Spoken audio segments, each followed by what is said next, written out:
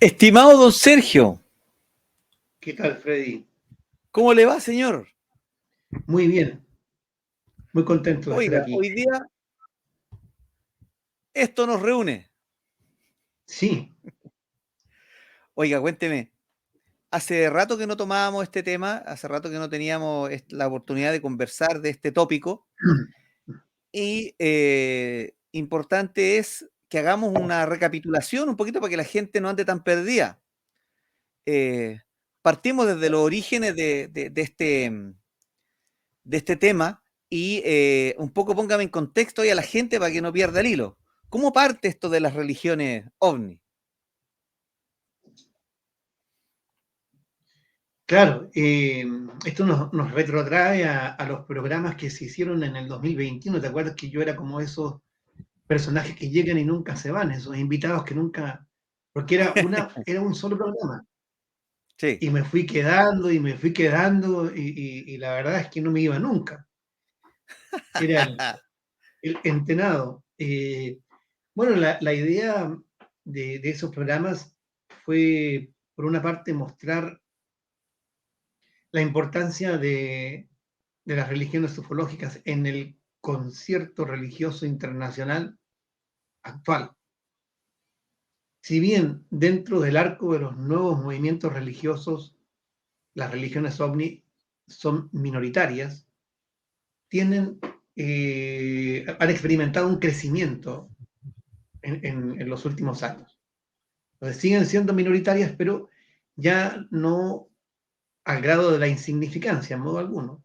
Y son ya. muy influyentes a varios niveles. Entonces, eso hay que tenerlo muy, muy en cuenta. Por poner un ejemplo, es muy difícil que una religión ovni llegue a tener la importancia y el número de miembros de la ISKCON, de la Sociedad Internacional para la Conciencia de Krishna. ¿Te acuerdas de Swami Prabhupada? Claro, Sami Esos libros que Prabhupada, nos sí. repartían a todos, claro. Hace Bhaktivedanta Swami Ah, Prabhupada, sí, ¿no? también. Viaje fácil a otros planetas, ¿recuerdas? Sí, Libros muy interesantes a los cuales uno accedía por el boom que hubo a fines de los 70 y principios de los 80. que te los regalaban en la micro. Claro, claro, fue una época importante para la difusión de los Hare Krishna.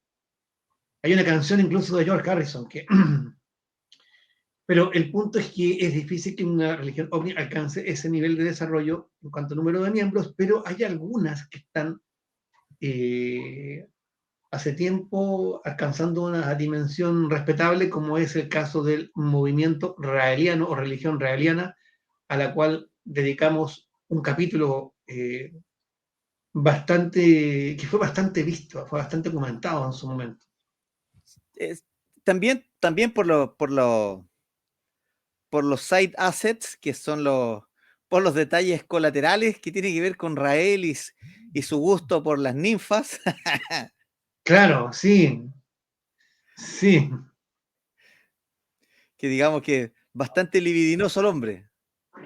Sí, yo no me atrevo a tratar a alguien de libidinoso, con qué ropa, con qué moral, digamos, pero el punto es que sí, está ese elemento, pero no perder de vista, más allá de las cuestiones anecdóticas que son sabrosas y a todos nos gustan, ¿para qué estamos con cosas?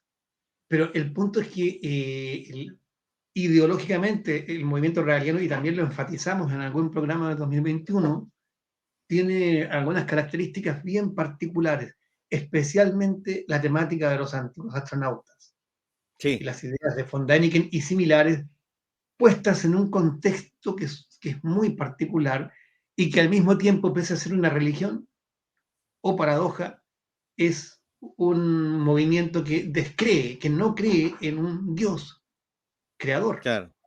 que no es teísta. Entonces es una cuestión bien particular, bien curiosa, muy propia del movimiento raeliano y también es lo que ha logrado satisfacer ciertas inquietudes de mucha gente que no quiere que le pinten una nueva religión al estilo de las conocidas, sino una propuesta que tiene, al menos en el papel, ciertas dosis de cientificismo, porque los Claro, dioses, claro, los astronautas que son los convenza científicos. un poco, que los convence un poco atacando el razonamiento, digamos.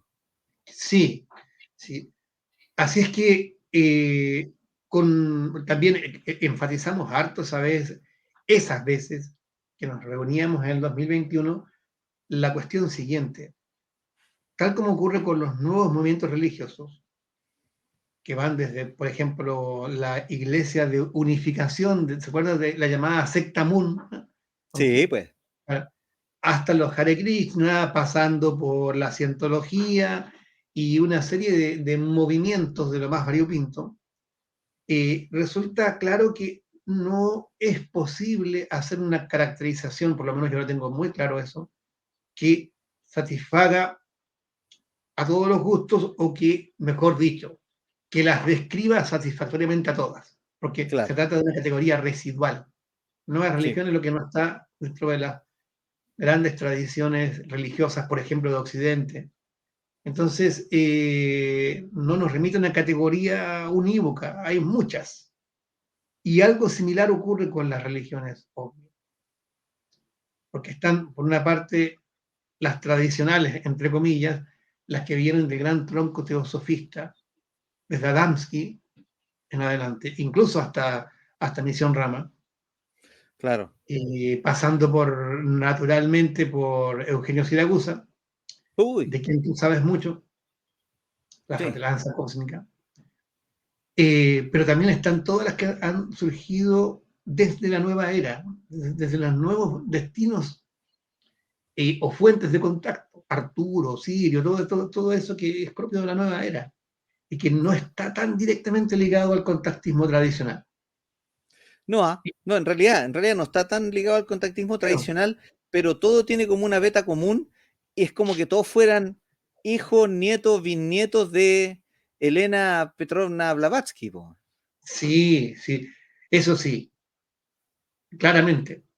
Por una parte, Elena Petrovna Blavatsky, la gran matriarca, sin ninguna duda. Uh, Otra persona, yo diría una tía muy importante, que me perdone la irreverencia, pero es para tratar de hacerlo un poco más una accesible, tía. Annie, claro, Annie Besant, también, Claro, por el tema recordemos lo de Krishnamurti, el nuevo instructor del mundo, Annie Besant es fundamental, y otro personaje también, es una tía también más cercana, pero muy importante en la nueva era, que es Alice Bailey, claro, quizá la que más sistematizó la cuestión del discipulado de la nueva era o del tiempo por venir. Así es que claro. ahí está la línea. La que nos trae Maitreya y todas esas cosas también, ¿o no? Claro, y sobre todo el desarrollo de una cristología muy particular Claro. que en algún momento también conversamos. Tú me preguntaste sobre ese punto en uno de tus programas. Así es que Oye, y hay algo que me acuerdo y que muchas veces, mucha gente preguntó varias veces que tiene que ver con cómo comenzaron a relacionar a Cristo con San Germain, con Sananda. sí, es que ocurre que en realidad todo esto viene de la forma en que la teosofía, el teosofismo, ve a las grandes figuras religiosas, fundamentalmente como grandes maestros, como instructores. Entonces, no cuela muy bien la idea de un hombre Dios que sea exclusivista y que por su reconocimiento excluya al resto. Entonces, en ese sentido, Jesús tiene que ser puesto, el Jesús histórico o el concepto del Cristo como tal, tiene que ser puesto en una categoría que se parezca a la de otras grandes figuras y la manera en que el teosofismo ordenó todo eso era asignándoles el papel de grandes maestros o grandes instructores. Chuta, Entonces, grandes iniciados. lo encuentro como medio progre, ¿eh? No, pero acuérdate del título de ese libro, que no deja de ser un gran libro, Edward Churé, que se publica en 1899, si no recuerdo, 1889 o 1899, por ahí, uno de las dos fechas. Los grandes iniciados que Mm, precisamente lo que hacen es mostrar grandes figuras como maestros que aparecieron providencialmente en algún momento crítico de la historia de la humanidad. Entonces, ¿tú te acuerdas de un libro? Seguramente sí, de el doctor David Navarro, que era un Ujú. autor chileno, pero que tuvo bastante influencia en otros países de Sudamérica. El ángel y el brujo.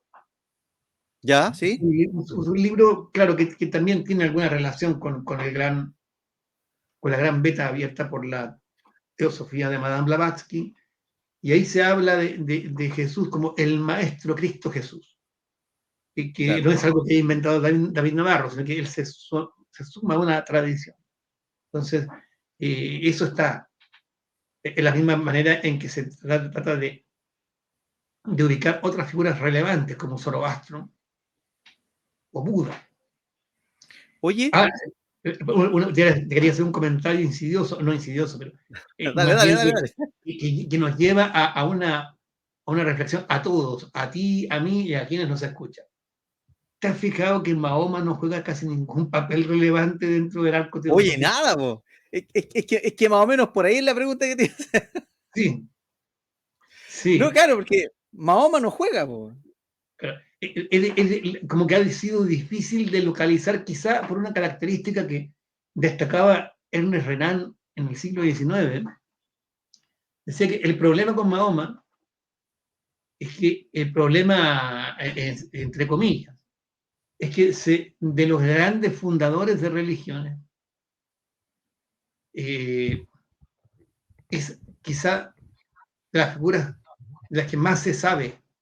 O sea, se sabe mucho sobre Mahoma si lo comparamos con otras, ¿no? Claro, Intentemos tratar de ver el Zoroastro histórico, ¿no? claro, por ejemplo. Entonces es muy complejo, pero en cambio Mahoma se sabe mucho más y es una figura, por tanto, y tampoco los musulmanes pretenden eso, pero una figura que Claro, es más resistente a la mitificación o a la deificación gratuita o a claro. la mitificación ocultista. Entonces, por eso yo creo que permanece ahí en un plano Eh, absolutamente secundario en el discurso eh, teosófico. es menos permeable a oscuros intereses.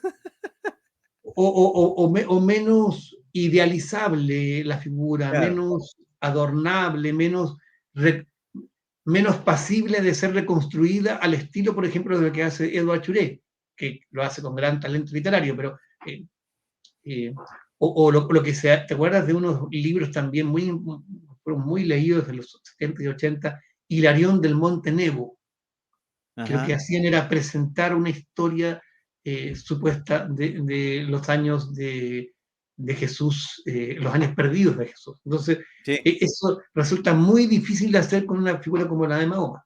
claro que sí. Muy difícil, muy complejo. Y, Mm. y, y aparte de eso, mira, a propósito de lo que me estabas hablando de un autor chileno, yo no sé si te enteraste, esto nos va a desviar un poquito el tema. Yo no sé si te enteraste que el tema de Santander Batalla entró a la polémica porque están diciendo que el libro de Santander Batalla fue copiado por Benítez.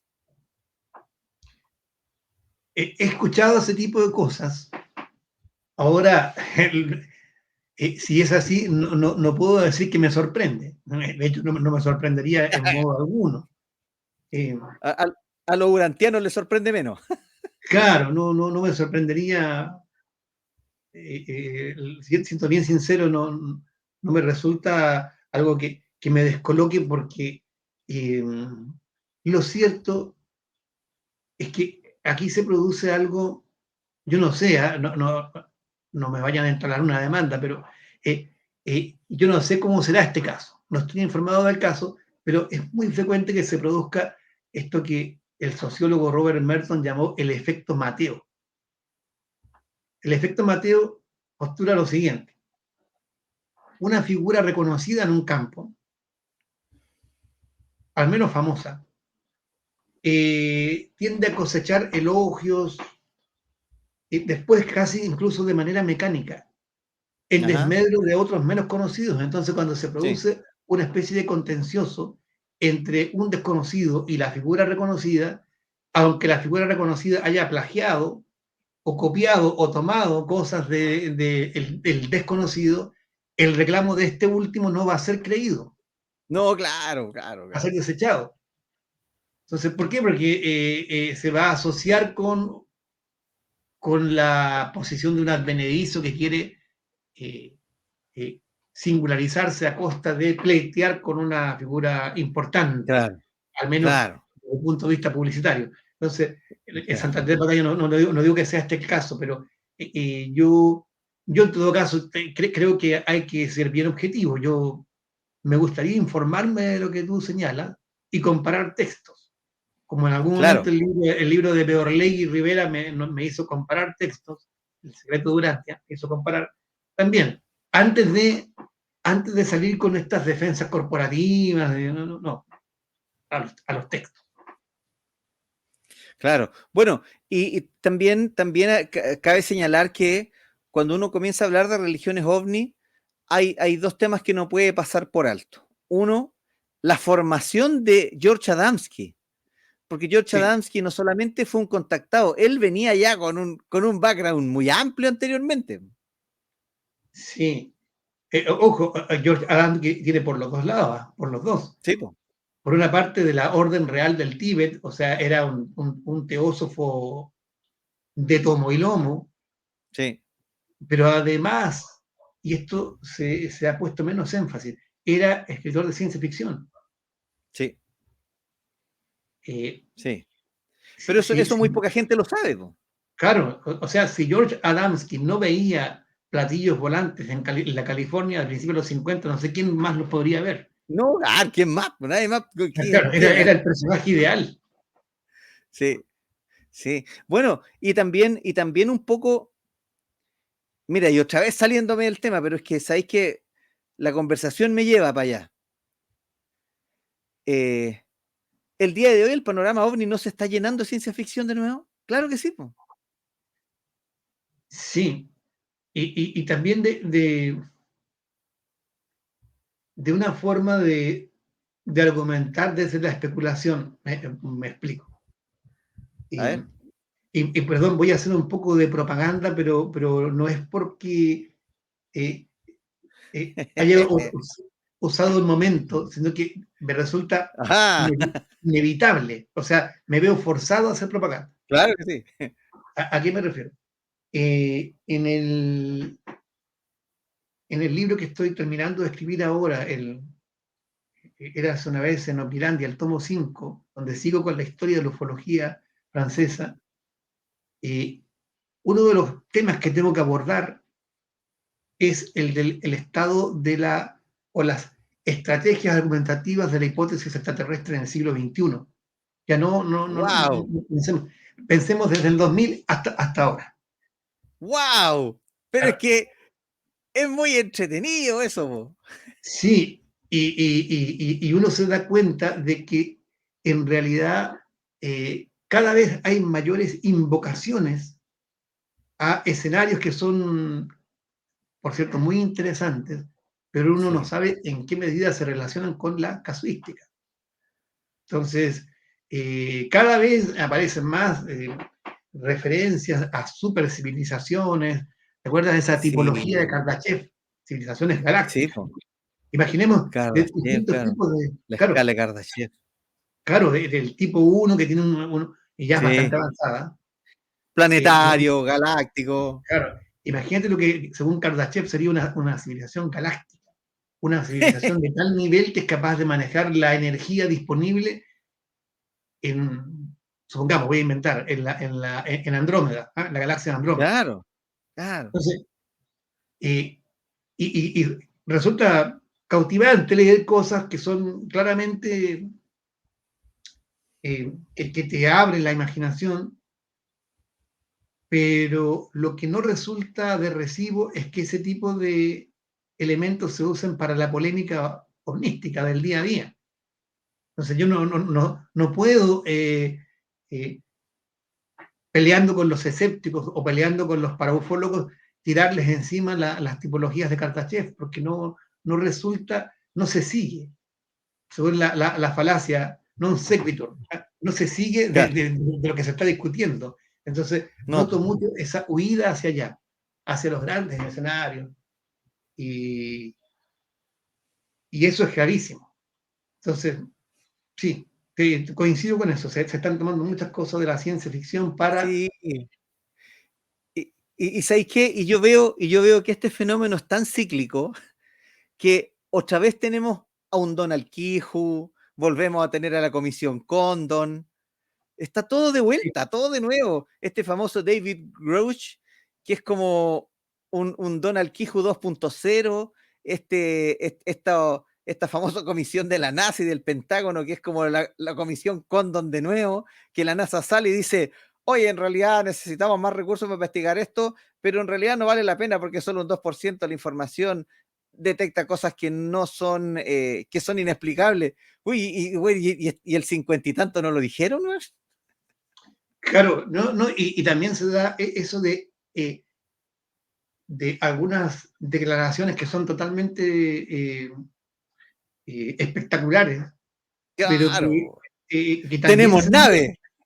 claro, pero también se dieron, ojo, también se dieron en los comienzos de la ufología. Lo que Sí, pasa es que pues sí. se le atribuye un carácter factual a esas declaraciones cuando son, y esto hay que entenderlo muy bien, creo yo. Los personajes que confluyen hay de todo tipo. En Sí, militares y en científicos hay todo tipo de opiniones. Hay gente que es súper proclive a la creencia en los extraterrestres y yo lo respeto. claro. Y hay gente Sí, que es sumamente cerrada a esa idea. Y esos también sí. aparecen ahí.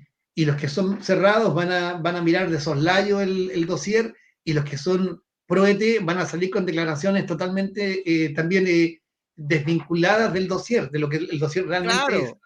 Entonces, va a pasar, va a seguir pasando. Unos van a decir que sí y otros van a decir, en algún momento otro funcionario va a señalar que en realidad las historias de los cadáveres en neveras son reales y que hay Claro. platillos estrellados, porque el platillo estrellado no se va a ir jamás de la ufología, va a estar siempre ahí. No, lo que pasa es que yo creo que en cierto modo esto es como es como la cinematografía de superhéroes, ¿ya? Tienen puntos muy positivos, muy entretenidos, pero jamás van a poder abandonar el fanservice. Mm, sí, Jamás lo van a poder abandonar. La ufología tampoco es capaz de abandonar el fanservice porque si no, no existe. claro, sí. Recuerdo una imagen que usaba Kit Thompson, autor de un libro ese, Ángeles y Aliens, un Ujú. libro del 91 o 93. Perdón que esté impreciso con la fecha, es del 91 ese libro. No, dale, no. Pero él usaba la imagen en una entrevista que se le hizo del mito de Sísifo, ufología. Los ufólogos siempre condenados a trabajosamente ir subiendo la roca a la montaña y cuando están en la cima cae nuevamente la roca y tienen que Cae volver a nuevamente. subir. Claro, y es sí, esta repetición constante de ciclos da la impresión de que se está viviendo una vez más algo que ya, de lo cual o habíamos visto o de lo cual ya teníamos noticias. No, claro, y aparte también está la figura del ufólogo, que es como una suerte de investigador fracasado, porque finalmente no investiga nada porque no encuentra nada nunca, po. Claro. Palabras fuertes esas, palabras fuertes. Yo lo dijiste tú, yo no lo dije yo, lo dijiste tú. Sí. Es que es como la figura del Chapulín Colorado. Sí, pero lo que pasa es que también eh, haciendo teniendo algún grado de solidaridad con el ufólogo, con el ufólogo, porque yo sé que hay muchos Es muy de todo amplio, tipo. es que es muy amplio, pues, Sergio, es muy amplio. Claro, claro, Ahí te estáis yendo en la bola porque es demasiado amplio, po. claro, pero él podría decir, este ufólogo ideal podría decir, mire, lo que pasa, el problema es que hay una actividad anómala, pero que se relaciona con un fenómeno que es per se elusivo, el fenómeno que se escapa, Ya, que y con no, eso estamos, po, claro. claro, claro.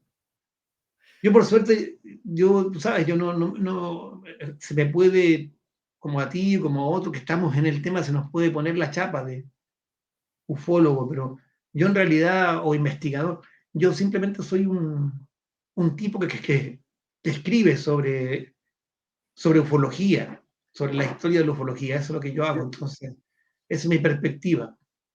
yo me saqué los pillos porque yo digo que yo soy folclorista del misterio, ¿no? Claro, también, bueno, eso también es válido. De hecho, es Claro, una forma muy elegante de decirlo también. Sí, sí, tengo una forma muy elusiva de hablar del tema. claro. También en ese caso es el ufólogo que se escapa, no, no el fenómeno, el ufólogo. Claro, claro, Claro, claro. El folclorista del misterio es el ufólogo que se anda escapando. claro, sí, sí, yo, Pero, no, pero como te digo, a mí me entretiene mucho lo que está pasando. Me entretiene mucho ver esas grabaciones de la policía norteamericana y los tipos diciendo, oiga, ¿sabe que hay unos seres de 2 metros en el patio de mi casa? O sea, perdona que me ría, pero sé que a mí me causan gracia, man. sí, claro. Eh, ahora, la verdad es que, ojo que la ufología siempre tiene dos caras, o sea, de muchas, pero las emociones que nos suscita a veces son bien contrapuestas, porque por una parte Sí, la ufología a veces te da risa, y no es que me esté burlando, sino que hay cosas que son graciosas, sin sí, ninguna po. duda, pero hay otras que te asustan. El miedo y la carcajada van de la mano. A veces hay cosas que Es que realmente, a eso voy porque es como el terror mal hecho. ¿Me entendés? claro, Porque una situación que debiera darte miedo te da más risa que la cresta, po, weón. claro, pero de repente, como te digo, hay cosas que de pronto uno se ve en ciertos casos muy particulares ante la... Uno tiene que tomar en serio, más que creer en el caso, uno tiene que tomar en serio la perspectiva de que puede, y yo siempre lo digo, no, no es ningún misterio que yo puede estarse dando algún tipo de actividad anómala Sí, que para los testigos supone un verdadero shock, así, ontológico, un corte. sí, Entonces, eh, sobre todo en los casos de alta extrañeza, es decir, sí. aterrizajes, encuentros con humanoides. Así es que yo siempre juego un poco con las dos emociones, ¿no? Hay cuestiones que son divertidas porque hay humor voluntario e involuntario en la ufología, eso es Sí, indudable, sí, pero también hay desconcierto, hay perplejidad, sí. hay imprevistos. Entonces, yo creo que a ti te pasa algo similar. Lo que para mí resulta difícil, sí, es determinar una relación clara entre la ufología, voy a llamarlo así, oficial o gubernamental y todas las noticias y los personajes que están en eso. A mí me da la impresión como que fuera un mundo Sí, totalmente es distinto. otra cosa, De, si te está en otro de- lado.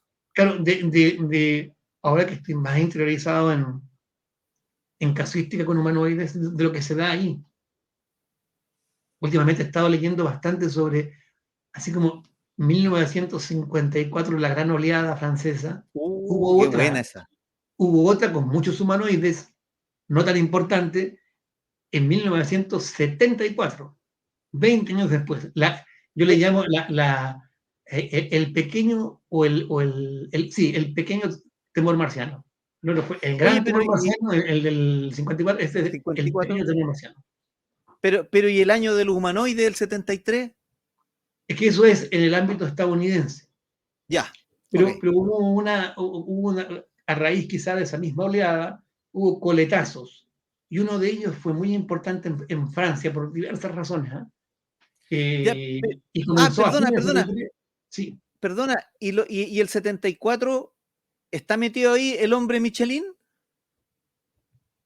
o sea, es que Michelin, el hombre Michelin, ha estado siempre, nunca se fue. Ah, es De hecho, francés. reaparece el 75 en un caso famoso de la isla Reunión. Yo lo cuento también en algún libro. ¿Eh? Sí, pero el caso Michelin y esa temática ha sido tomada por Kottmeyer. Resulta difícil entender ahí en qué medida son los testigos los que se están inspirando en un modelo o en la interpretación más paraufológica. No, lo que pasa es que hay una fuente de imágenes que se está inspirando en el Michelin.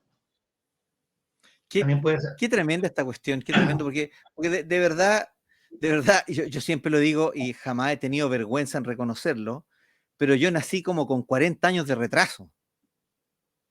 Mm, ¿Cachai? Me metí al mundo ufológico con 45 años de retraso.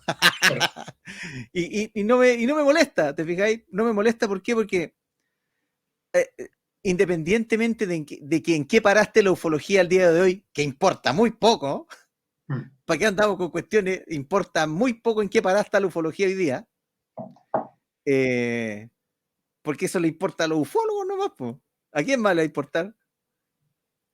Y claro, yo me planto en el mundo con una temática de hace 40 años, pero porque me interesa a mí nomás, po, y yo sigo con el barco adelante porque como si lloviera. claro. Sí, sí. Me parece muy válido. Tú en este momento estás como planteando una visión personal que se sustenta en algunas ideas de la ufología, y yo estoy por el contrario, o no sé si por el contrario, en una situación distinta, como un memorialista de las hipótesis. Ya. Eso es lo que me gusta hacer a mí. Estoy en el, en el recuento de las hipótesis y de las polémicas y de las controversias que se han dado. Porque no sabemos qué va a pasar mañana, pero yo creo que,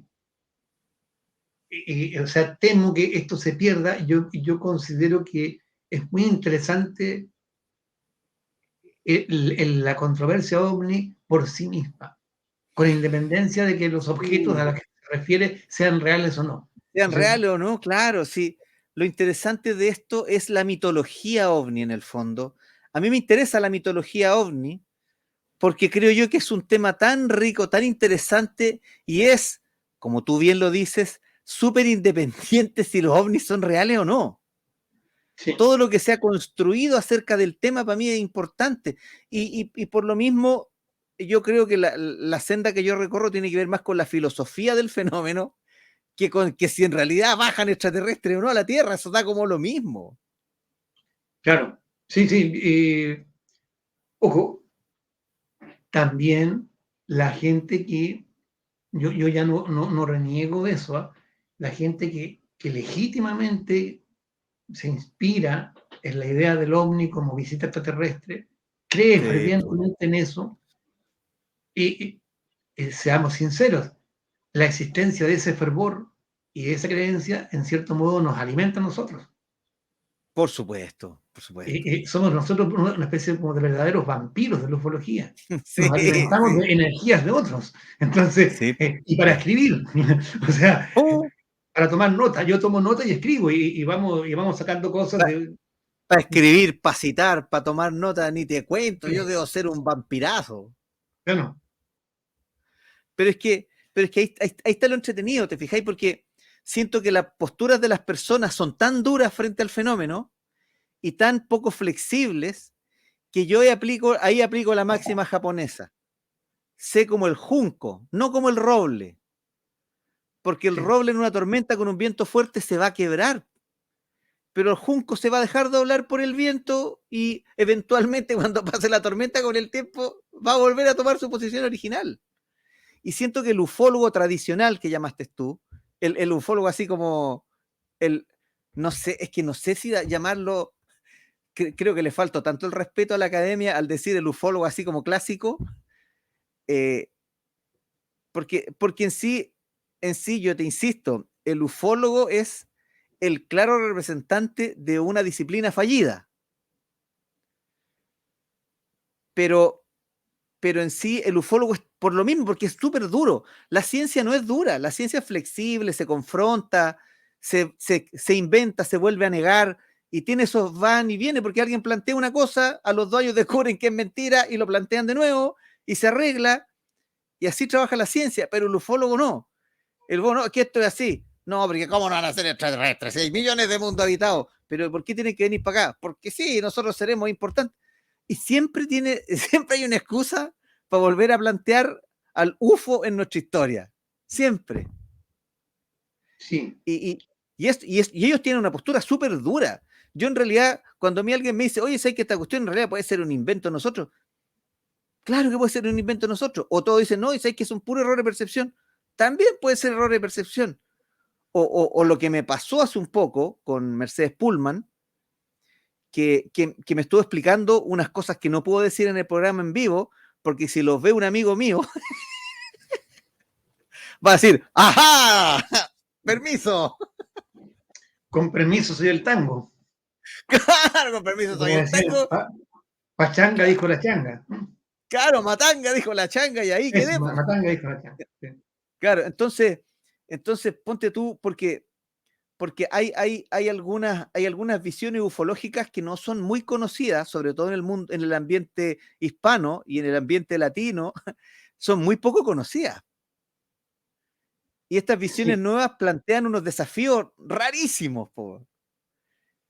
sí, bueno, la ufología tiene eso que permite especular, basado en algo que es de difícil catalogación y, y se presta para ejercicios especulativos, algunos de ellos de gran calado. ¿Ah? Sí. Algunas cosas son, por el contrario, muy chapuceras, muy dependientes del ir y venir de las producciones audiovisuales, de películas y todo. Eso como que está un poco gastado. Pero de pronto también aparecen visiones que son interesantes, al menos desde un punto de vista literario. Así que Claro, también hay mucho hijo de Charles Berlitz y Moore con sí, esta roswellización de la ufología, que también se instaló y ya no tenéis cómo sacarla. sí. Eh,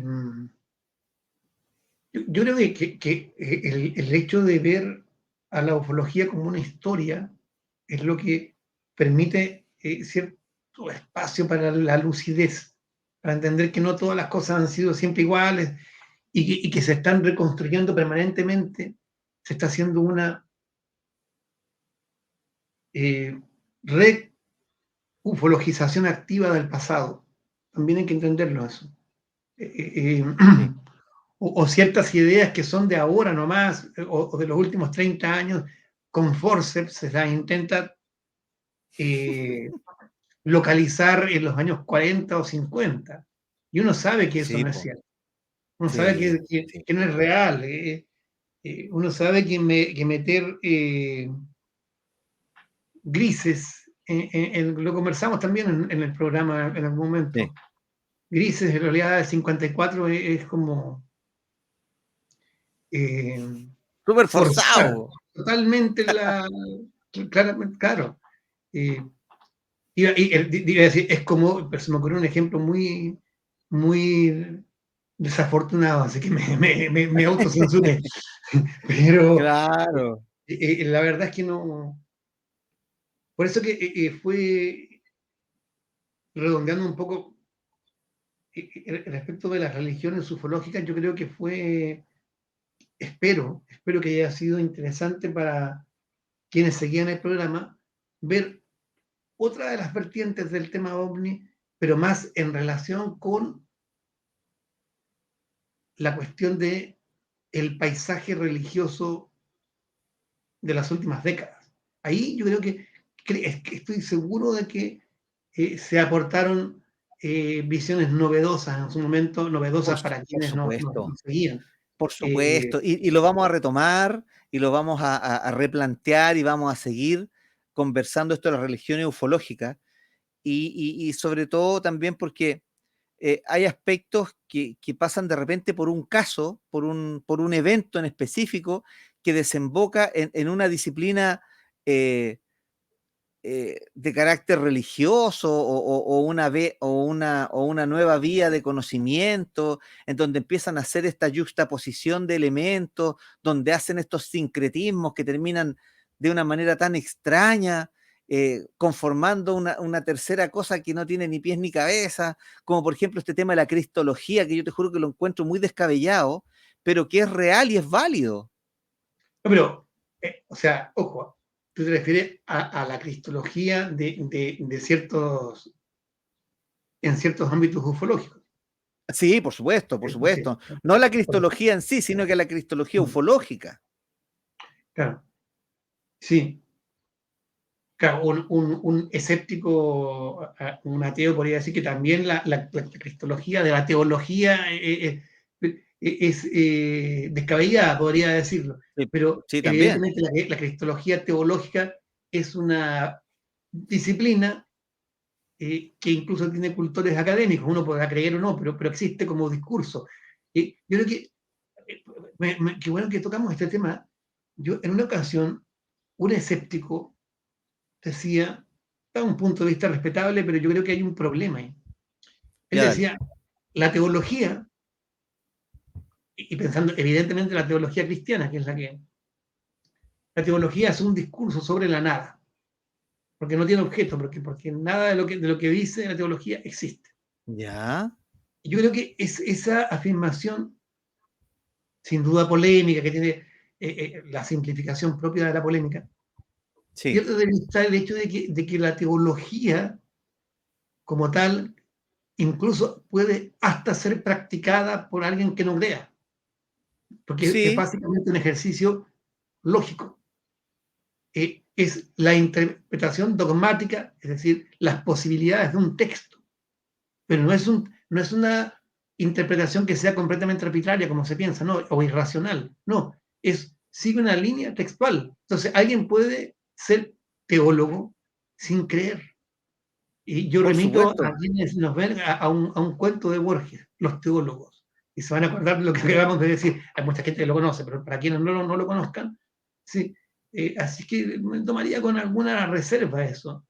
El ser humano siempre eh, tiende a ubicarse en posiciones polémicas, retóricas, claramente dialécticas, y puede, desde los textos, construir mundos. Y de eso Claro, se trata de la teología. Hay un aspecto lúdico en los partidos de las grandes disputas, nominalistas sí. versus realistas en la Edad Media. Eso no es que lo diga yo, lo dijo un historiador holandés, Johan Huizinga, en un libro recomendable, Homo Ludens, el papel del juego, Ajá, en diversos aspectos, ajá. incluyendo las polémicas filosóficas. Entonces yo pienso el papel del juego, incluyendo las polémicas ufológicas. Sí, pero también cabe señalar, y en esto, yo no sé, quizás probablemente tu opinión es distinta a la mía, yo creo que probablemente lo es, pero yo siento que también el enfoque escéptico en la investigación OVNI comete varios errores, Sergio, porque también adolece de la misma falla que tienen los creyentes, po. Porque también hay falta de rigurosidad científica. Por ejemplo, yo siento que uno de los principales errores de este tipo de análisis es la falta de rigurosidad científica, porque la ufología o la parufología o lo que tú queráis, al igual que cualquier otro campo de investigación, requiere un enfoque científico sólido. Sin embargo, los escépticos, a mí me da la impresión de que ignoran los estudios serios y las investigaciones, entre comillas, académicas, que han, de una manera u otra, abordado esta temática de manera científica dentro de lo que se puede. Yo entiendo que hay muchos científicos que se han sentido, como por ejemplo el caso de Avi Loeb, que se han sentido atraídos y que han tratado de utilizar métodos rigurosos para analizar y evaluar los avistamientos y todas las pseudo pruebas disponibles, y tampoco el escéptico puede, care palo, eh, así, carepalo, ignorar estos estudios y descartar, eh, todo esto así en su totalidad porque no es una postura científica. Po. También el uso de una selección sesgada de la evidencia que se muestra para refutar la ufología, entre comillas. También lo usan. Es lo mismo que hacen los contactados y los creyentes, que también hacen una selección sesgada de la casuística. Po. Creo que son errores graves igual. Mira, yo tengo una visión distinta. Ojo, yo no pretendo hacer una defensa de los escépticos. Así. Sí, claro. Ojo. Fundamentalmente porque hay cuerpos organizativos de escépticos que vehiculan una determinada visión de las cosas que yo no comparto, para nada. Claro, De hecho, soy claro. sumamente crítico de eso. O sea, no estoy en esa posición. Porque hay claramente una visión de las cosas, una visión del mundo que es perfectamente legítima, Sí. pero que se sustenta en una serie de supuestos respecto del papel de la ciencia, la historia de la ciencia. Por Vamos a entrar en supuesto. eso. Yo no estoy de acuerdo. O sea, no. Sin embargo, creo que en general la opinión de la ufología y sus cultores respecto de los escépticos también tiene una distorsión relevante de lo que Sí, po. significa ser escéptico en ufología. Entonces, Sí. hay una suerte de leyenda negra también. Lo confunden con el negacionismo. Claro, entonces, por ejemplo, yo siento un gran respeto por escépticos puntuales. Ya. Siento un gran respeto por ejemplo, por lo que hace Luis R. González como escéptico en el ámbito de las abducciones. Yo me nutro de los trabajos de Claro. Luis R. González sin prejuicio de que en cuestiones de visión de las cosas en relación con la ufología podemos discrepar. Claro. O lo que hace Martin Kottmeyer, ha Ah, sido por supuesto. sumamente importante. Philip Kass. Entonces, reivindico en ese sentido el papel de los escépticos. Pero, claro, otra cosa es que yo me adhiera a los, como te digo, estos enclaves organizativos, por ejemplo, la Claro. ideología del psycho, ¿eh? Claro. En su momento. No, para nada. No me siento muy cercano a esa visión y naturalmente muy lejano del escepticismo militante. No. Claro, es que a eso voy, que justamente ese escepticismo militante es el que utiliza esa visión que es como, que yo la encuentro que incluso ya está dogmática, po. Ahora, hay que decir algo, ¿eh? También. El problema ahí, más que de los escépticos siempre, es el de los propios ufólogos, porque son Sí. los que tienen el peso de la prueba, la carga de la prueba Sí, son los ufólogos. los ufólogos, claro, porque ellos son los Claro, que tienen que demostrar, po. claro. Entonces, si están permanentemente diciendo que la evidencia es tan abrumadora que solo un idiota puede ser capaz de negar, y yo lo escucho y lo he leído y todos lo hemos leído. Solamente los borricos se niegan y la cuestión no es tan así. Claro. O bien lo otro, decir, no, mira, ya etapa superada ya esa discusión sobre si existen o no, ahora estamos pensando en de dónde vienen, qué son, ¿ah? Claro, Y eso es querer también son, saltearse algunos, sí, es que también son posturas ridículas, po. sí, eso, saltarse pasos previos porque no Sí, po. la controversia sigue, Claro, y, ¿no? y también ese ufólogo elusivo que, que anda diciendo que no, que está planteando todo de nuevo, pero lo único que está haciendo está cambiando el ovni de casa, po. Claro, sí, eso es un buen tema que tocaste porque si hay algo que ha acechado a la ufología en las últimas décadas es la trivialización de sus Sí, contenidos, po. la banalización de sus afirmación. Sí. Entonces, a mí me parece, como dicen en España, cojonudo que surjan explicaciones alternativas a la predominante, que es la hipótesis extraterrestre en la ufología, pero Claro. siempre corremos el peligro de que las alternativas se transformen en modas y O en después peores cosas, devengan, ah, claro, o en y peores después cosas. devengan en nueva ortodoxia. Claro.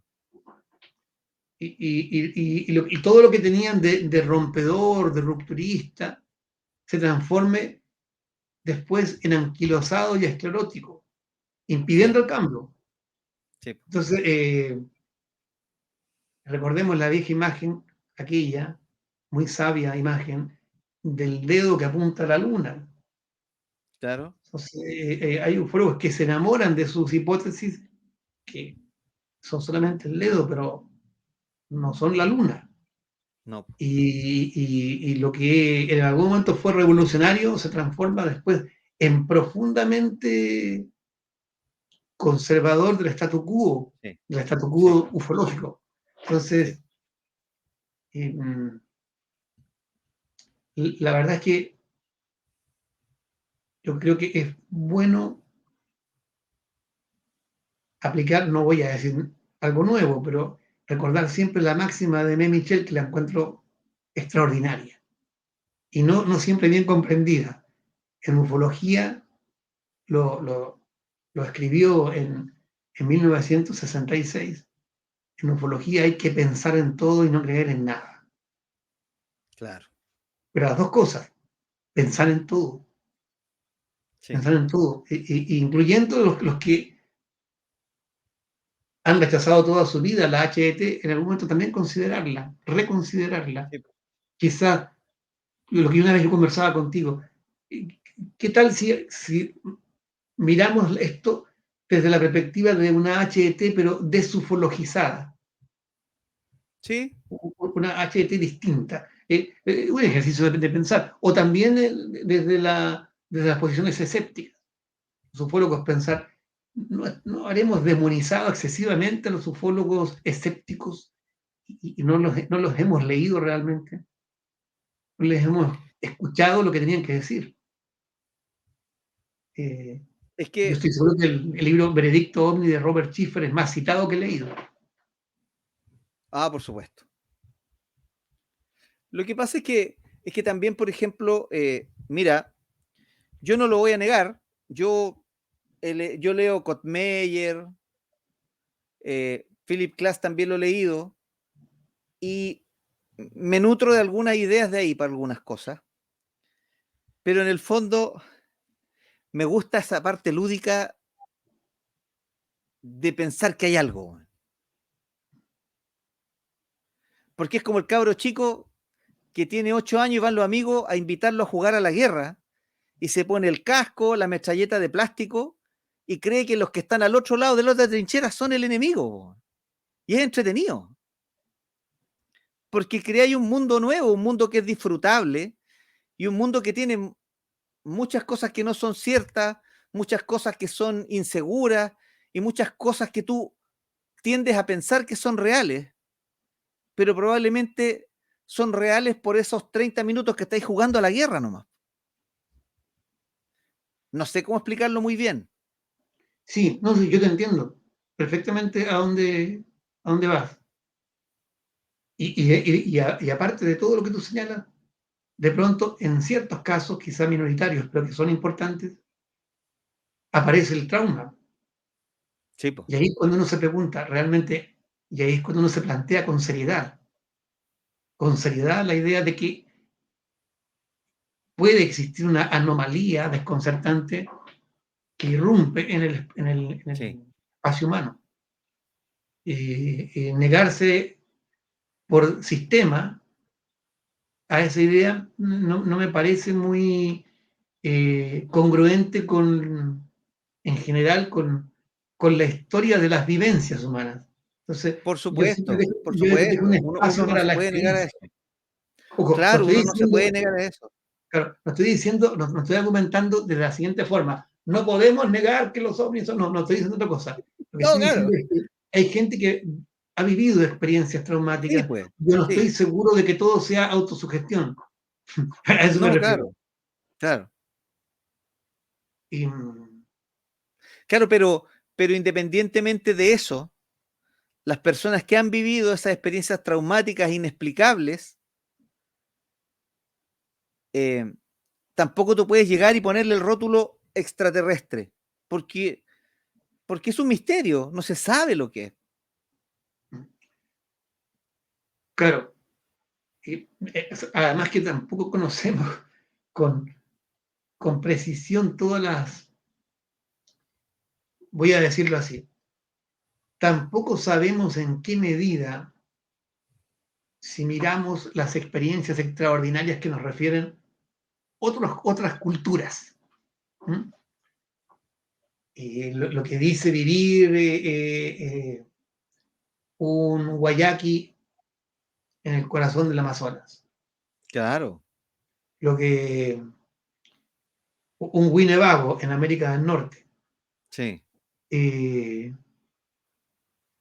no sabemos en qué medida nuestra propia, nuestros propios esquemas mentales y lingüísticos determinan un cierto caudal de experiencias accesibles. sí. Entonces, yo en ese sentido soy prudente y es por eso que me mantengo agnóstico. Entonces, la verdad creo que queda bastante paño que cortar en relación especialmente con ese tema, con las Sí. experiencias de los, entre comillas, otros.